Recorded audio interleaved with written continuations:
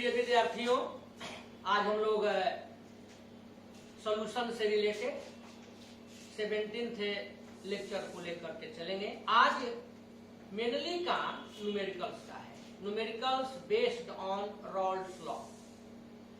लेकिन उसके पहले एक छोटा सा टॉपिक बना करके हम लोग चलेंगे, उसकी भी जरूरत पड़ेगी कुछ न्यूमेरिकल्स में।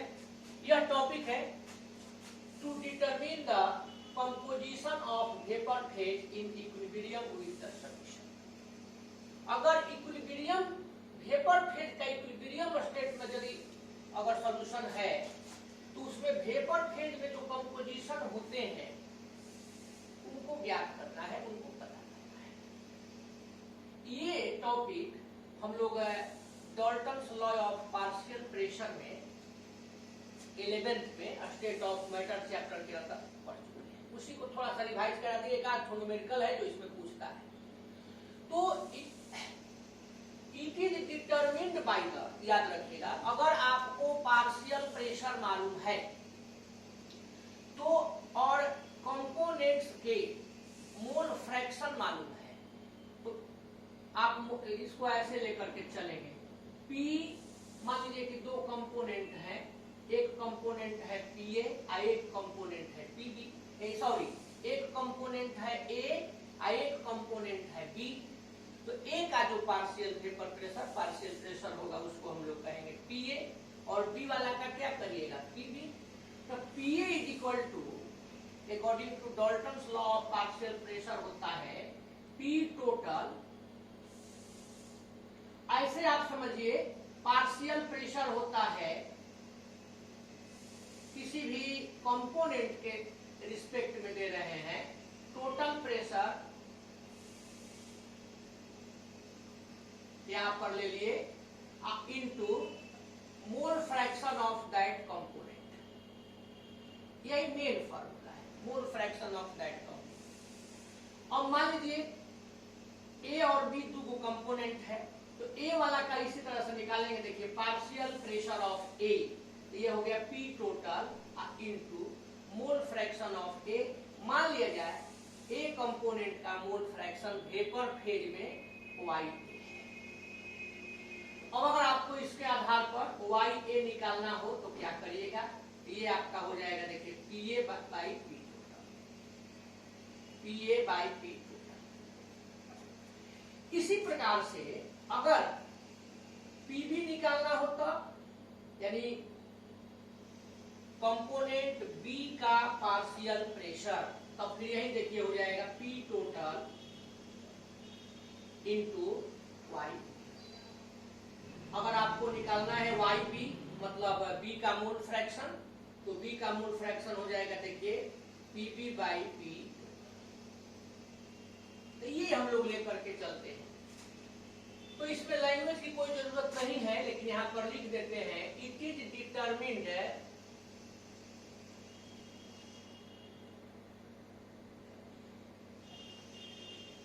बाय पार्शियल प्रेशर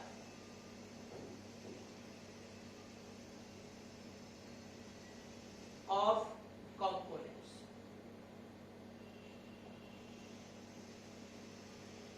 कोई दिक्कत? अब है कि यदि एक mole fractions of components A and B are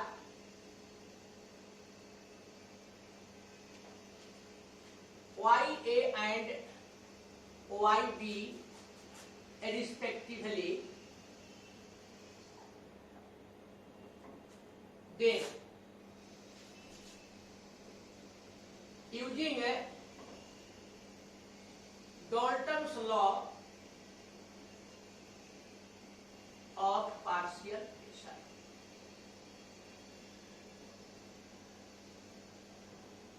अब Dalton's law of partial pressure से हम लोग कंक्लूजन उस समय ही निकाले थे कि यदि आपको पार्शियल प्रेशर वेपर फेज के लिए चल रहे हैं लेकर ऐसे, तो इस फॉर्मूला को आप याद रखें।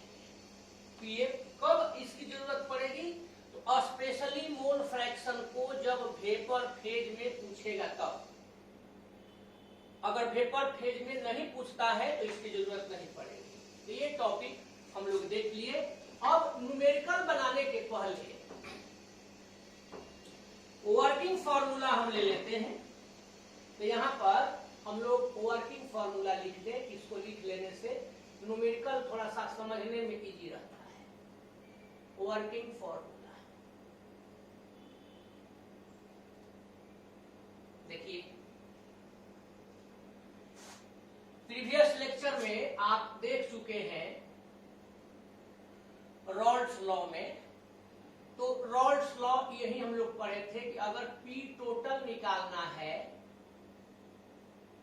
Total vapour pressure of P total के मतलब क्या हुआ, total vapour pressure of solution.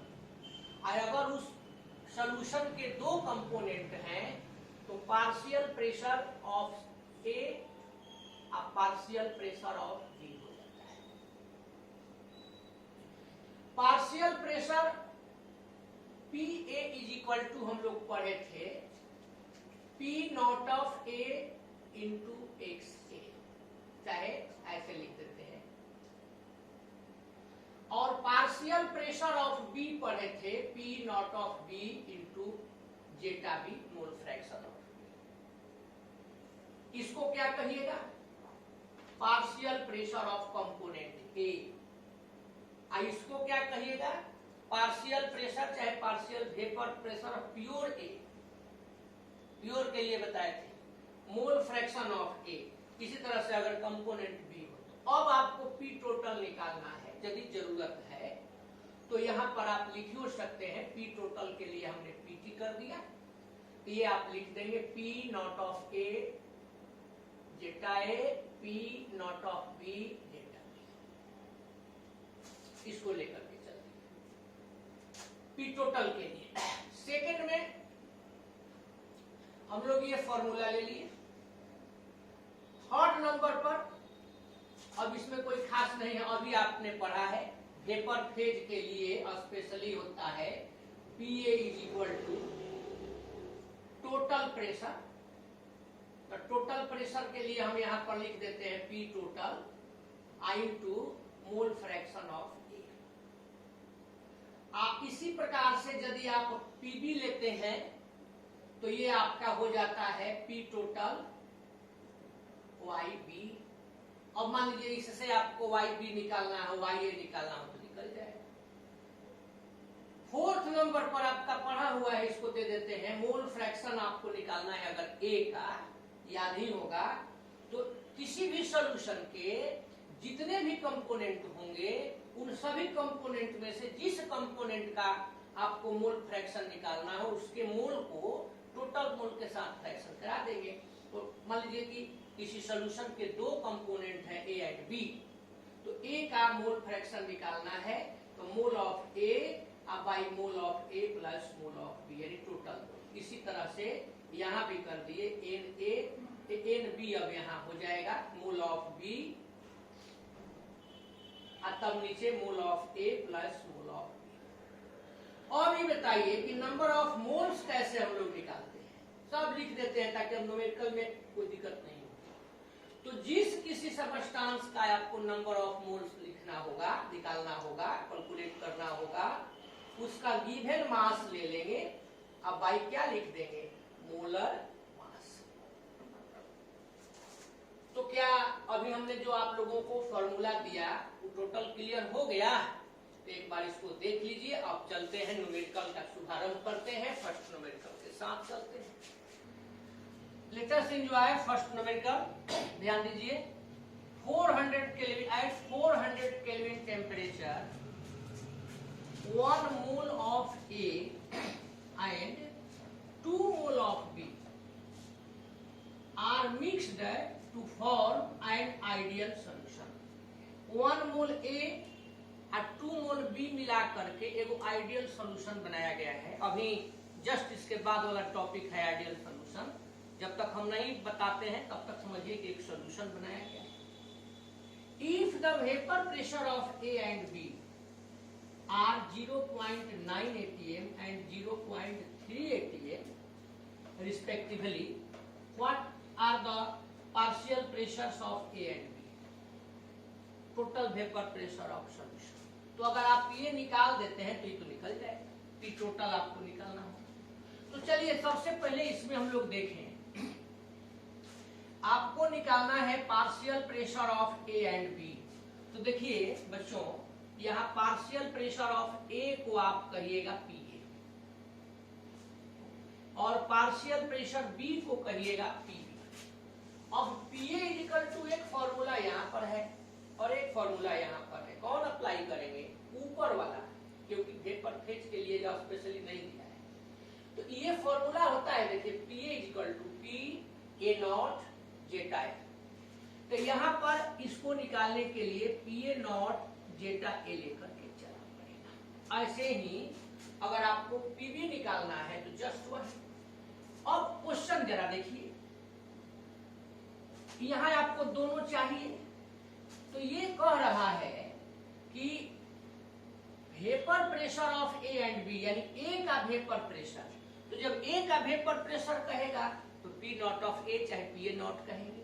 तो ये पी ए नॉट का वैल्यू दिया हुआ है, तो यहाँ पर हम लोग ले लिए, देखिए P A not is equal to कितना है 0.9 atm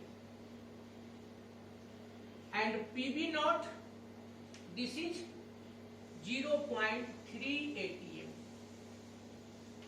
हो गया, ये तो मिल गया। अब ये हमको चाहिए जेटा ए।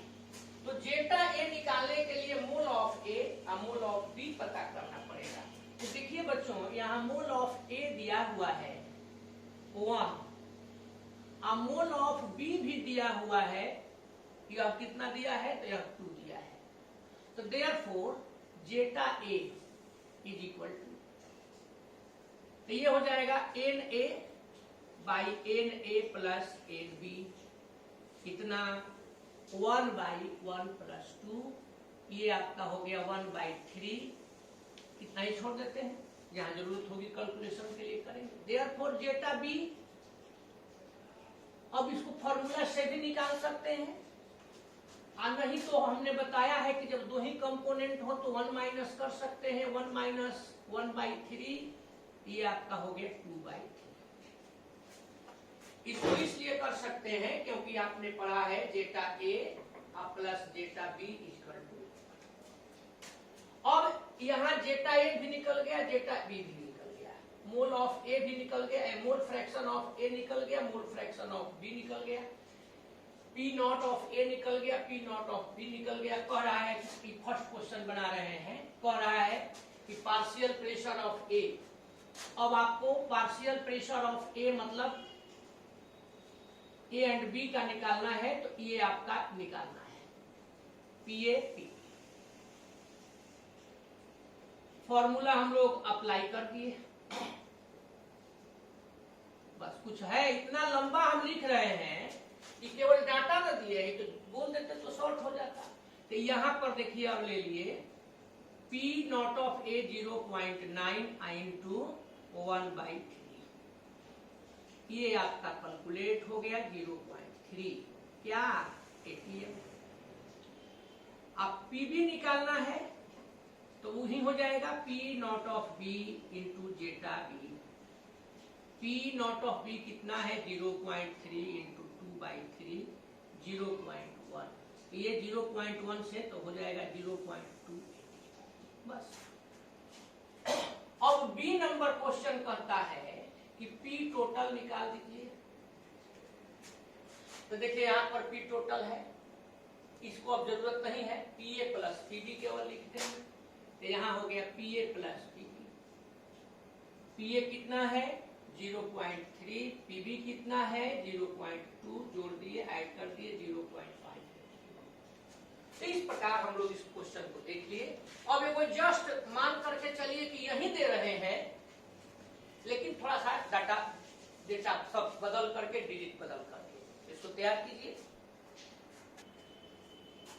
देखिए तो ये सेकंड क्वेश्चन हम लोग लिए, ये आप लोग चाहे तो बना सकते हैं। ध्यान दीजिए, एट 400 केल्विन ये टेम्परेचर नहीं भी देगा तो कोई दिक्कत नहीं है, क्योंकि आप पढ़ते आए कि एट कांस्टेंट टेम्परेचर चाहे गिवन टेम्परेचर।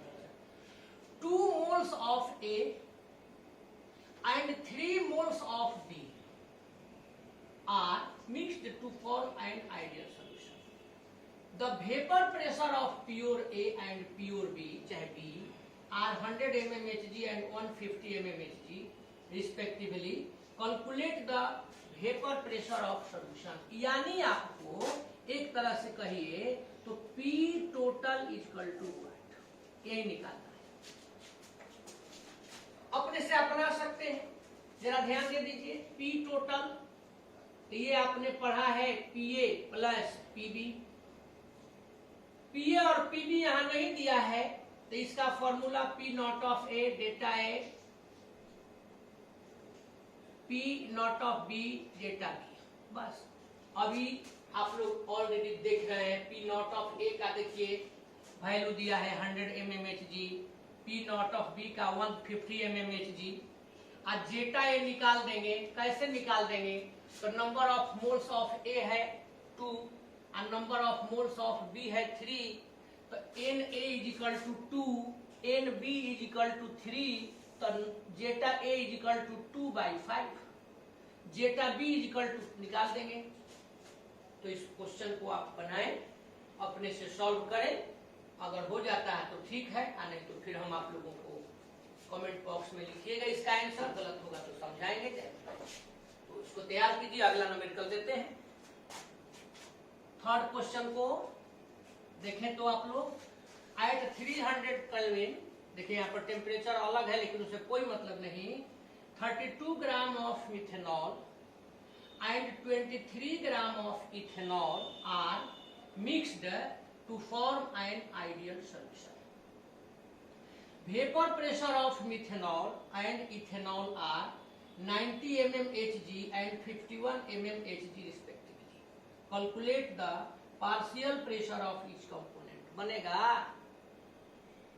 ये तो और इजी है, देख लीजिए थोड़ा सा हिंट करके, अगर कहिएगा आप लोग छोड़ देंगे। ध्यान दीजिए, सबसे पहले जानिए, अब यहां पर निकालना है कि partial pressure of each component, मतलब क्या हुआ? 32 ग्राम मिथेनॉल मतलब methyl alcohol, methyl alcohol, 23 gram of ethanol, ethyl alcohol चाहे इथाइल अल्कोहल को मिलाया गया और मिला करके एक सोल्यूशन बनाया गया। यानी इस सोल्यूशन के कंपोनेंट हुए मिथेनॉल और इथेनॉल। तो आपको मिथेनॉल और इथेनॉल का पार्शियल प्रेशर निकालना है। ऐसा करते हैं, वो अपने से बढ़ा देते हैं और बढ़ा करके कह देते हैं वेपर प्रेशर टोटल सॉल्यूशन के लिए, वेपर प्रेशर ऑफ सॉल्यूशन। अब जरा समझिए तो, पहला बनाना था, कहता है कि partial pressure of each component, तो आपको निकालना है partial pressure of each component में कौन कौन है, मिथेनॉल और इथेनॉल। तो आपको निकालना है P मिथेनॉल, फिर आपको निकालना है P इथेनॉल। आइए वो हम बढ़ा दिए, निकालना है B नंबर में P टोटल। तो सवाल आपका जो पहले बनाए थे फर्स्ट वाला वही है। आप सबसे फर्स्ट वर्क करेंगे, पहले को पॉज करके अपने से बनाएंगे, रोक करके अपने से बनाएंगे। 32 ग्राम ऑफ मिथेनॉल है, तो देखिए आप पहले का काम करेंगे, आपको निकालना है P methanol. P methanol formula दिए थे PA, ये वाला, तो P not of A into zeta A, तो P मिथेनॉल, तो P not of methanol into zeta methanol. अब तो यहां पर हम निकाल देते हैं, देखिए moles of methanol, methyl alcohol क्या होता है, given mass by molar mass. तो उस दोनों में मोल दिया था, यहाँ मोल केवल को छोड़ दिया है। तो गिवन मास मिथेनॉल का देखिए 32 ग्राम। अब मोलर मास, तो इसका मोलर मास देखिए होता है Cl3OH का मोलर मास, कार्बन का 1, कार्बन का 12, हाइड्रोजन का 1 इंटू 3, ऑक्सीजन का 16, हाइड्रोजन का 1। ये आपका हो गया 12 प्लस 3 प्लस 16 प्लस 1। अब इसको ऐड कर दीजिए, ऐड करिएगा तो 32 ग्राम पर मोल। मोलर मास लिखे थे इसलिए ग्राम पर मोल, तो यहाँ 32 कर दिए, 1 आ गया। अब निकाल दीजिए एन इथेनॉल, मतलब इथेनॉल के मोल। तो जरा देखिए तो इथेनॉल कितना दिया है, 23 ग्राम। तो गिवन मास इज 23 ग्राम। अगर 23 ग्राम के बाद अब इसका भी निकाल दीजिए, तो देखिए कार्बन का 12 into 2, 1 into 5 plus 16 plus 1, 24 plus 5 plus 16 plus 1 कितना हो जाएगा, 46। तो ये आपका हो गया 46, 1/2। अब आप निकाल दीजिए जेटा ए, तो ये आपका हो जाएगा, जेटा ए नहीं कह के जेटा मिथाइल अल्कोहल कह देते हैं। तो इसके मोल एन मिथाइल अल्कोहल, अब by N methyl alcohol methanol और प्लस एन इथेनॉल। अब इसको कैलकुलेट कर दीजिए, इसको अभी फिलहाल हटा देते हैं तो समझाने के लिए दिए थे। तो ये आपका है देखिए 1, ये है 1 प्लस 1/2, आप 0.5 भी लिख सकते थे। तो ये आपका हो गया 1/2 और 1 3/2, यानी 2/3 बदल गया। तो ये निकल गया। अब निकाल दीजिए इथेनॉल का C2H5OH, 1 में से माइनस कर देते हैं, यादें है, ये 1/3 बस इतना हो गया। गिवन में हम लोग देखिए नाउ, अब आपको निकालना है ईच कंपोनेंट का पार्शियल प्रेशर। तो देखिए इसका आप जानते हैं, लिखे थे, छोड़ दिए, हटा दिए। इसका कितना है, तो देखिए methanol and ethanol 90 mmHg, 90 into इसका 2/3 है, 2/3 60 mmHg। अब आप P(C2H5OH) निकाल दीजिए, बस वही P(N)(C2H5OH) इंटू जेटा C2H5OH। तो P(N)(C2H5OH) कितना दिया हुआ है, तो 51 दिया हुआ है, देखिए वहां पर, इंटू 1/3, ये आपका हो गया 17, तो 17 मिलीमीटर। यही तो है, ये नंबर आपका बन गया। बी नंबर P टोटल, तो P total Pa plus Pb होता है। तो अब यहाँ A और B नहीं दे करके हम लोग लिख दिए PCH3OH अब प्लस PC2H5OH। PCH3OH कितना है, तो 60 अब प्लस 17, ये हो गया 77 मिलीमीटर। ऐसे हम लोग बनाते हैं। कोई कंफ्यूजन हो तो कहिए। तो चलिए थर्ड क्वेश्चन को देख लीजिए। ये तीनों जो प्रश्न था, तीनों जो न्यूमेरिकल था, आप यह कह सकते हैं मिला जुला के एक ही था। एगो केवल हम छोड़े थे, इसको भी आप अपने से बनाएंगे। अब चलते हैं फोर्थ न्यूमेरिकल की तरफ। एक बार सरसरी निगाह से इसको देख लीजिए। तो देखिए तो मेरे प्यारे विद्यार्थियों, इस क्वेश्चन के बारे में आप लोगों का क्या ख्याल है। एट ए गिवन टेम्परेचर, अब यहाँ टेम्परेचर जी महाराज दिए नहीं गए हैं, जो होगा constant temperature, 0.78 gram of benzene, formula हम दे दिए हैं, एंड 0.92 ग्राम टॉल्यूइन, इसका भी फॉर्मूला दे दिए हैं, are mixed to form an ideal solution. Vapour pressure of benzene. अब ये बताइए कि जब वेपर प्रेशर ऑफ बेंजीन कह रहा है तो इसको क्या कहिएगा, प्योर कह सकते हैं, प्योर शब्द भी दे सकता था। And toluene are 400 mmHg and 200 mmHg। Calculate partial pressure of benzene and toluene, total vapour pressure of benzene and toluene. क्या ज्यादा अंतर है जो हम लोग पहला सवाल 2-3 को बनाए हैं, वही है, केवल डाटा डिजिट जैसे हम बोलते ही हैं चेंज है। तो इसको आप सॉल्व करेंगे। इसमें क्या पूछ रहा है, तो देखिए ए में पूछ रहा है partial vapour pressure of benzene यानी P benzene, partial vapour pressure of toluene यानी पी टोल्यूइन, और total vapour pressure of solution पूछ रहा है तो पी टोटल। अब की बार हम बिना हिंट किए दे देते हैं बनाने के लिए।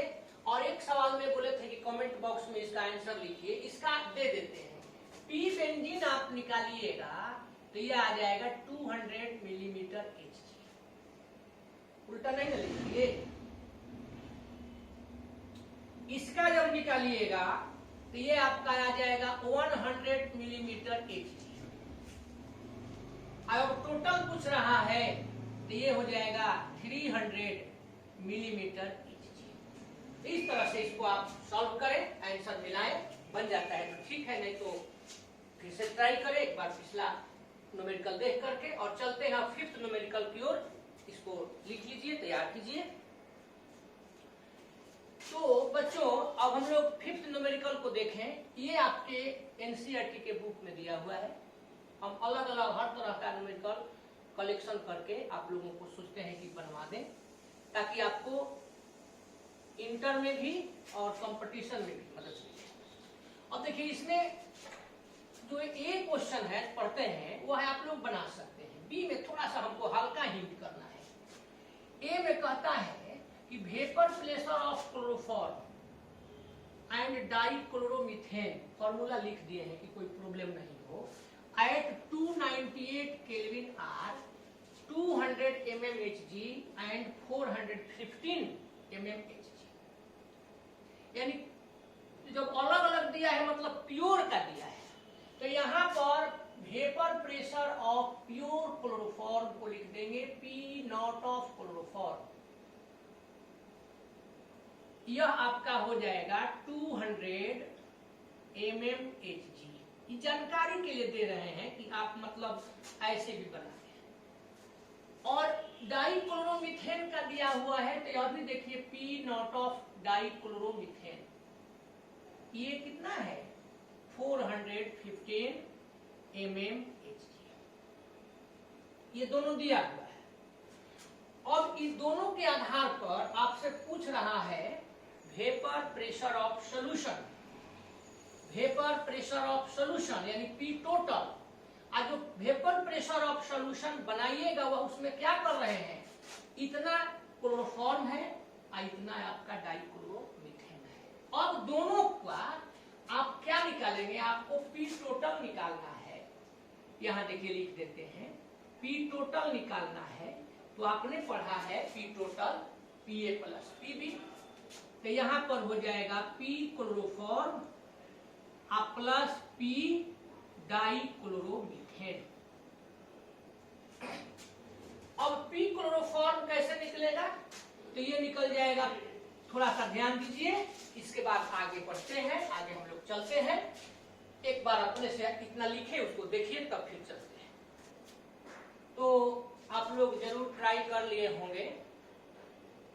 अब देखिए ध्यान दीजिए, तो आपको पी टोटल निकालना है, वेपर प्रेशर ऑफ सॉल्यूशन, तो पी टोटल ये दोनों चाहिए। अब आप लोग जरा सोचिए इसको कैसे निकालिएगा। तो ये मान लीजिए पी टोटल, देखिए यहाँ पर पी टोटल, तो पीए और पीबी, यानी एक तरह से कहिए तो यह पीए है और यह पीबी है। अब पीए की कैसे निकालिएगा, तो P not of A into zeta A, यानी पी नॉट ऑफ ए तो यहाँ दिया हुआ है। अब आपको जेटा ए और जेटा बी यानी क्लोरोफॉर्म और डाइक्लोरोमीथेन का मोल फ्रैक्शन निकालना पड़ेगा। तो सबसे पहले मोल फ्रैक्शन निकालिए। किसका मोल फ्रैक्शन निकालिए, तो मोल फ्रैक्शन ऑफ क्लोरोफॉर्म और मोल fraction of dichloromethane. Mole fraction के लिए आपको पहले मोल निकालना पड़ेगा। देखिए मोल फ्रैक्शन ऑफ क्लोरोफॉर्म, तो इसके लिए चाहिए मोल ऑफ क्लोरोफॉर्म अब बाई टोटल मोल यानी mole of chloroform plus mole of dichloromethane. तो बच्चों, तो सबसे पहले हम लोग ये दोनों निकालेंगे, यानी आप निकालेंगे mole of chloroform, moles of chloroform. तो मोल्स कैसे निकालते हैं, देखिए given mass by molar mass. तो आपका जो क्वेश्चन है उसमें गिवन मास कितना है, तो 25.5 ग्राम,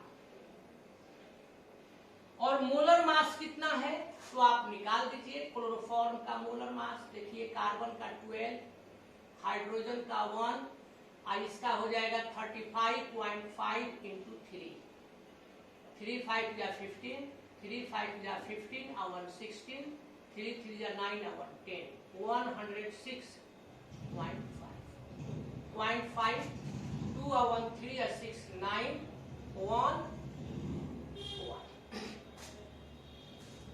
तो यही हम लोगों ने इसमें ज्ञात कर दिया।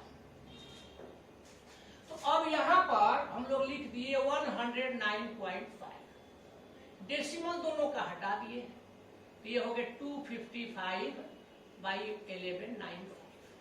5 से डिवाइड कीजिए, तो 5 से डिवाइड कीजिएगा तो 5 5 या 25, 1 5 2 या 10, 1 कैरेट 19 हो गया, 5 3 या 15, 5 3 या 15 कर दिए तो 4 बच गया, तो 5। 51 को अब 239 से डिवाइड कीजिए, तो डिवाइड करेंगे हम लोग तो ये आ जाएगा 0.21, और भी आएगा, उसको छोड़ दीजिए। अब इसके साथ ही साथ आप निकाल दीजिए मोल्स ऑफ CH2Cl2। तो मोल्स ऑफ CH2Cl2 का निकालिएगा, डाइक्लोरोमीथेन का निकालिएगा। तो देखिए यहाँ पर गिवन मास इज 40 ग्राम। अब मोलर मास निकाल दीजिए, तो देखिए कार्बन का 12, हाइड्रोजन का 1 इंटू 2, क्लोरीन का 35.5 इंटू 12 प्लस 2 प्लस 71, तो 1 और 2 3 2 5 और 7 और 1 8, 85। तो यहां पर 85 ले लिए, 5 से चलते हैं 8, 5 से चलते हैं 17। अब इसको डिवाइड कर दीजिए, तो ये 0.80 हो जाएगा, 17 4 या 68, 17 5 या 85 हो जाता, तो 17 4 या 68 निकाल दिए। तो अब कितना बच गया 12, तो 120 7 टाइम्स, बस इसको हटा देते हैं। अब यहां पर हम लोग इसको लिख दिए, ध्यान दीजिए ये कैलकुलेट करना है। तो इसमें आया है क्लोरोफॉर्म का, देखिए हम लोग निकाले हैं 0.21 बाई 0.21 प्लस 0.47। अभी इसकी जरूरत नहीं है, नीचे लिख लिया जाएगा। फिर 0.21 बाई 0.68 यानी 21 बाई 68। अब 21 को 68 से डिवाइड कीजिए, तो 21 को 68 से डिवाइड कीजिएगा तो 0. यह है 3 टाइम्स चला जाएगा, 30। ये आपने निकाल दिया किसका मोल, क्लोरोफॉर्म मोल फ्रैक्शन, तो क्लोरोफॉर्म का। अब आपको निकालना है मोल्स ऑफ डाइक्लोरोमीथेन। लंबा सवाल है, तो मोल्स ऑफ डाइक्लोरोमीथेन निकालने के लिए इतना मेहनत की जरूरत नहीं है। आपने पढ़ा है कि किसी सॉल्यूशन के जितने भी कंपोनेंट हैं उन सबका मोल फ्रैक्शन का सम 1 होगा, तो 1 होगा। यहाँ आप लिखे थे data A plus data B equal to 1, और मान लीजिए इसी में डेटा ए निकालना है तो 1 माइनस डेटा बी निकालना है तो 1 माइनस डेटा ए, तो 1 माइनस क्लोरोफॉर्म, तो 1 माइनस 0.30, ये हो गया 0.70। ये बच्चों दोनों का हम लोग मोल फ्रैक्शन निकालते हैं। अब क्या करिएगा, अब मोल फ्रैक्शन जब आप निकाल दिए तो अब आपको निकालना है, यहां पर ये दिया हुआ है, आपको अब लेकर के देखिए क्वेश्चन में कह रहा है कि वेपर प्रेशर ऑफ सॉल्यूशन यानी पी टोटल, तो P total is equal to P A plus P B यानी P chloroform plus P dichloromethane. अब दोनों जोड़ देना है, तो पी क्लोरोफॉर्म को क्या करिएगा, पी निकालने के लिए बताए थे, देखिए P A P not of A data है, तो पी क्लोरोफॉर्म, तो P zeta A P not of A chloroform into zeta chloroform plus P not of dichloromethane into zeta dichloro.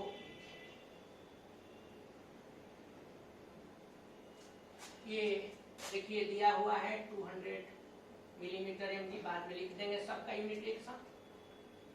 Zeta chloroform हम लोग कितना निकाले हैं 0.30 प्लस डाइक्लोरोमीथेन का कितना दिया हुआ है 415 इंटू इसका कितना आया है 0.7, बस हो गया। तो कहीं कोई कंफ्यूजन है? अब इसको देखिए, ये 30 हो गया और 3 6 हो गया, 2 प्लेस के बाद डेसिमल है, तो यहाँ डेसिमल हो गया तो डायरेक्ट लिख देते हैं 60। फिर इसी तरह से 0 7 से चलिए, 7 5 या 35, 5 3 7 1 या 7 और 3 10, 1 कैरेट, 7 4 जा 28 और 1 29, तो यहाँ पर आ गया। इसकी कोई जरूरत नहीं है, छोड़ सकते हैं। 0.50, ये देखिए 0 और 9 6 15 1 और यहाँ पर mmHg। तो ये बताइए मेरे वीर जवानों, कहीं कोई कंफ्यूजन है? बन गया, प्रिपेयर हो गया? चलिए, आपने बहुत बड़ा काम कर लिया, इसको समझ लिए। अब चलते हैं, हम लोगों को निकालना है मोल फ्रैक्शन ऑफ ईच कंपोनेंट।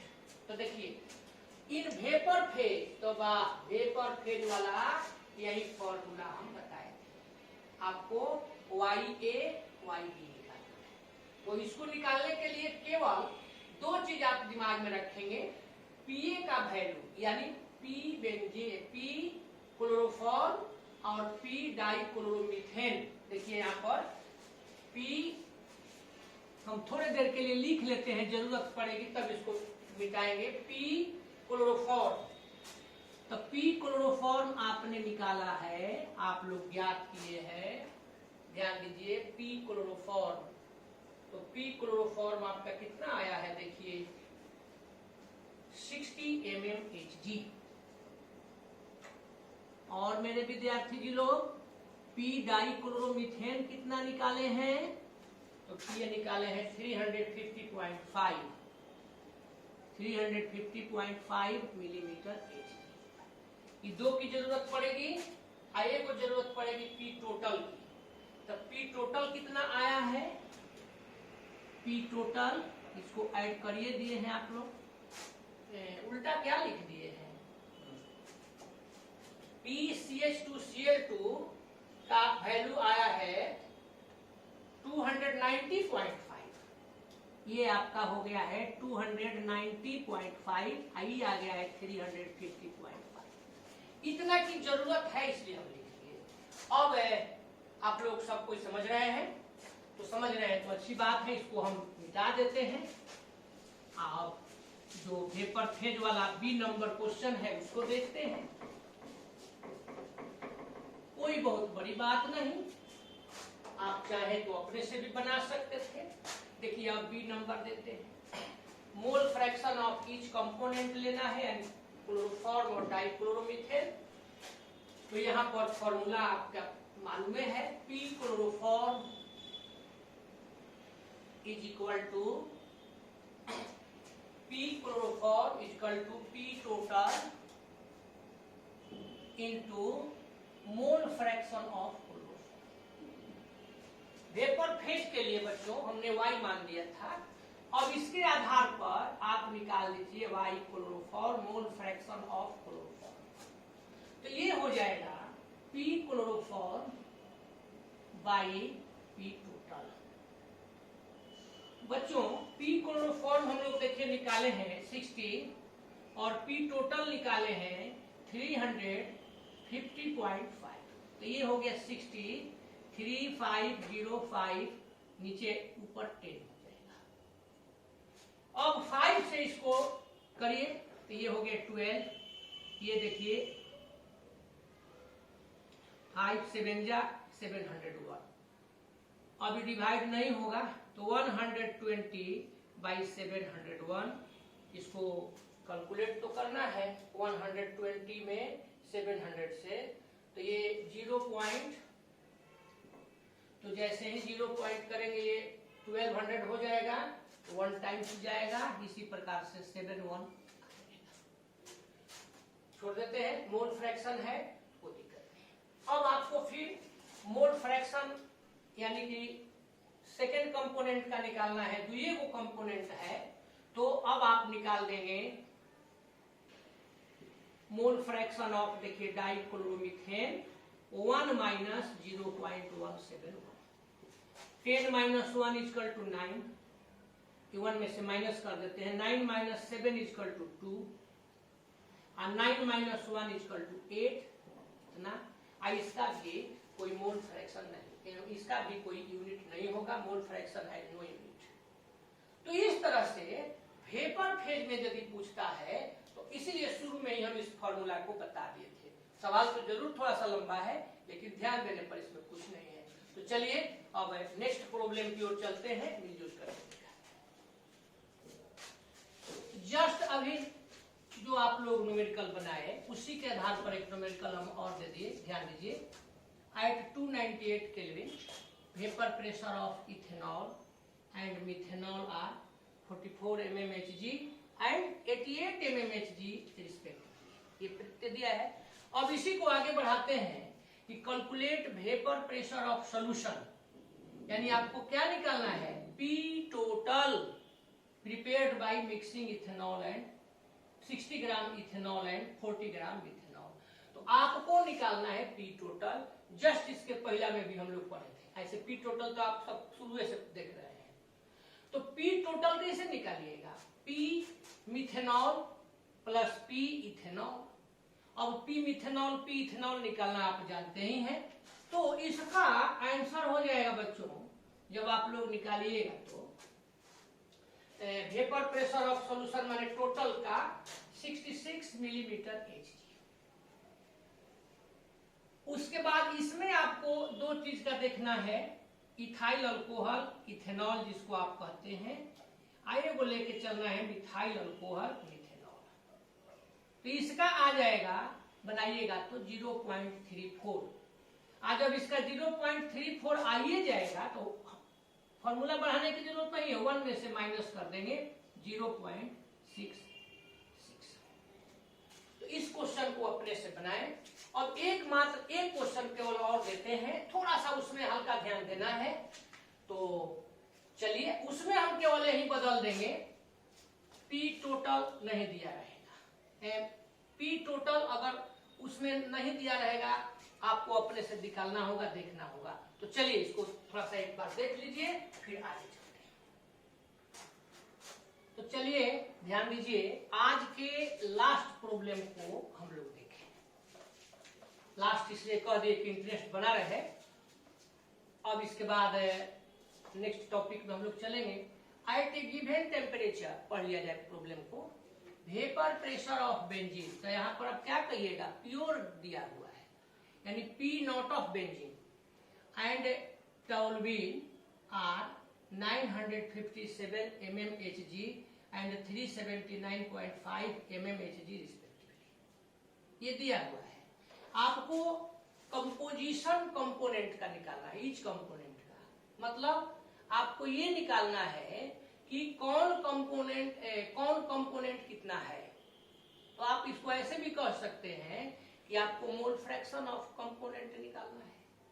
यानी आपको निकालना है, ध्यान दीजिए, मोल फ्रैक्शन ऑफ बेंजीन, बेंजीन है ना, है, हाँ जी बेंजीन है, and mole fraction of toluene.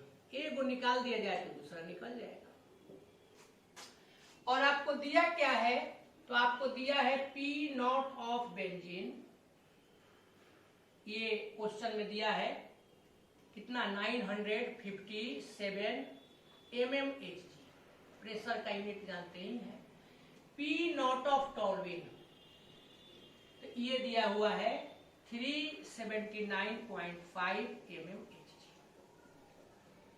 ये दोनों वैल्यू दिया है, मोल फ्रैक्शन पूछ रहा है। तो अब मोल फ्रैक्शन निकालने के लिए आप इसमें चलेंगे, यानी आपको P total is equal to PA plus PB वाला फॉर्मूला चाहिए। तो यहाँ P नॉट ऑफ A दिया है, ये दोनों पूछ रहा है। तो इस फॉर्मूला को यदि आप ले करके चलते हैं तो देखिए P टोटल, तो P total is equal to, अब यहां पर होता है PA प्लस PB, यानी P benzene plus P toluene. अब इसको लेकर के चलना है, ये कैसे निकलेगा, देखिए P not of benzene, zeta benzene plus P not of toluene into zeta toluene, mole fraction of toluene. तो बच्चों यहां पर हम लोगों को निकालना है ये जेटा बेंजीन और जेटा टॉल्यूइन। तो एक बार जब वैल्यू निकाल, ये वैल्यू दिया है, लिखते हैं, ध्यान दीजिए, P नॉट ऑफ बेंजीन, तो ये है 957, यूनिट बाद में रख दिया जाएगा, इंटू जेटा बेंजीन मालूम नहीं है, प्लस यहां पर भी नॉट ऑफ लिखना था, तो P नॉट ऑफ टॉल्यूइन कितना है, 379.5 इंटू जेटा टॉल्यूइन, इंटू ऐसे कर देते हैं जेटा टॉल्यूइन। अब ये तो तभी ना निकलेगा जब आपके पास P टोटल है और P टोटल दिया नहीं है, तब कैसे निकालिएगा, ये तो बड़ा लफड़ा हो गया। और सुन करके कि लास्ट न्यूमेरिकल है, मन तो बड़ा प्रसन्न हुआ था, लेकिन अब यहाँ एगो क्वेश्चन में पॉइंट P टोटल दिया ही नहीं है। तो इस तरह के जो केस आते हैं, इन सच केसेज, बच्चों ध्यान दीजिए, ऐसे केसेज में जो P टोटल होता है वह स्टैंडर्ड प्रेशर के नॉर्मल प्रेशर के इक्वल हो जाता है। वह कितना होता है, ATM, 1 ATM। तो यानी P टोटल का वैल्यू 1 ATM हो जाएगा। अगर ATM में प्रॉब्लम है तो, अगर प्रॉब्लम बार में है तो 1 बार हो जाएगा। अगर प्रॉब्लम मिलीमीटर HG में है तो ये आपका हो जाएगा कितना, 760 मिलीमीटर HG। सेंटीमीटर में है तो 76 सेंटीमीटर HG। और अगर पास्कल में है तो 101.325 पास्कल आप लोग जानते हैं, तो इसी को हम लोग केवल इतना भी लिख देते हैं, यादें होगा, और पहले समझाए थे। इसमें से जिसकी जरूरत पड़े हम यहाँ ले सकते हैं, किसकी जरूरत पड़े। तो अब हम लोग, चूंकि क्वेश्चन में आपको मिलीमीटर HG दिया है, तो मिलीमीटर HG वाला लेंगे, यानी यहाँ पर आपका बच्चों ये हो जाएगा 760। तो देखिए 760। अब थोड़ा सा एक चीज और जानिए, यहाँ पर mole fraction of A, mole fraction of B equal to 1। तो अगर A को क्या लेना हो, मान लीजिए मोल फ्रैक्शन ऑफ A तो 1 minus mole fraction of B, तो उस फॉर्मूला को अप्लाई कीजिए, 957 मोल fraction of benzene plus 379.5 1 minus mole fraction of benzene, तब सेम होगा तो आप निकालेंगे। 9 यहां हो गया, देखिए 760, 957 जेटा बेंजीन प्लस इससे मल्टीप्लाई 379.5 माइनस 379.5 डेटा हो गया। अब इसको आप इधर ले आ दीजिए, तो 760 minus 379.5 is equal to 957 zeta benzene minus 379.5 zeta benzene. Clear हो रहा है? इसको आप कैलकुलेट करेंगे, 0.0 कर दिया जाए तो ये हो गया 0.5, ये अब 9 हो जाएगा, 9 माइनस 9 इक्वल टू 0, ये अब 5 हो जाएगा, तो 15 माइनस 7 इक्वल टू 8, 6 हो जाएगा 3। और ये जेटा बेंजीन हम लोग कॉमन ले लें, डायरेक्ट तो लिख सकते थे 957 माइनस 379.5। क्या कहीं कोई मेरे प्रिय विद्यार्थी जी लोगों को प्रॉब्लम हो रहा है? अपने से भी आप कर सकते हैं, लेकिन अभी थोड़ा सा हम वर्क कर देते हैं। 380.5 जेटा बेंजीन इंटू, अब यहां पर देखिए इस 0.0 कर देंगे तो 0.5, ये अब हो गया 6, तो 16 माइनस 9 7, ये 15 माइनस 7 8, 7 था, तो अब 6 बच गया था, तो ये 4 हो गया ना। 14 माइनस 7, यहाँ भी 7, और ये बच गया 8 माइनस 3 इक्वल टू। तो अब आपको जेटा बेंजीन निकालना है बच्चों। देखिए, तो अब जेटा बेंजीन इक्वल टू क्या हो जाएगा? तो ये आपका हो जाएगा, जेटा बेंजीन निकालना है तो दिस बाई दिस, तो 380.5 बाई 577.5, डेसिमल को हटा दीजिए, 385.5775, 5 से 5 7 जा 35, 3 कैरेट, 5 6 जा 31, 1 EV1 2 कैरेट, तो 5 5 जा 25, 5 5। अब इसको आप अपने से कैलकुलेट करेंगे। तो जब अपने से कैलकुलेट करेंगे बच्चों, तो ये मान लीजिए 0 पॉइंट, तो जैसे ही 0 पॉइंट करिएगा ये यहाँ पर आ जाएगा 0, तो ये 11 7 जा नहीं जाएगा, तो 6 टाइम्स जाएगा 6। इसी तरह से इसको कैलकुलेट करिएगा। तो इस प्रकार से एक का हम निकालेंगे। अब दूसरा के निकालने के लिए जेटा टोल्विन है ना, जेटा टोल्विन, तो कोई विशेष मेहनत की जरूरत नहीं है। 1.0.65 0.3। इस प्रकार आप लोग रॉल्स लॉ से रिलेटेड न्यूमेरिकल्स जितना भी था अलग अलग टाइप का हमने बतलाने का प्रयास किया। आप लोग अपने से भी न्यूमेरिकल बनाएं, और कहीं किसी तरह का इसमें परेशानी होती है, पहला का काम यह तो जरूर करें कि आप पॉज करके रोक करके वीडियो को पहले ट्राई करें, नहीं समझ में आता है तो फिर, और कैलकुलेशन जरूर अपने से करें। ऐसा हो सकता है कि कहीं कैलकुलेशन करने में थोड़ा सा मिस्टेक हो जाए, तो उसको सुधार करके अपने से बनाएं। अब रॉल्स लॉ जब आपने पढ़ लिया है, तो इसके आधार पर सॉल्यूशन को 2 क्लास में बांटा गया है। एक को कहते हैं आइडियल सॉल्यूशन, और एक को नॉन आइडियल और रियल सॉल्यूशन। तो नेक्स्ट क्लास में मिलजुल करके हम लोग यही आइडियल सॉल्यूशन और रियल सॉल्यूशन का डिस्कस करेंगे। तब तक के लिए आप लोग इसको बढ़िया से तैयार कीजिए। आप सभी को बहुत बहुत धन्यवाद।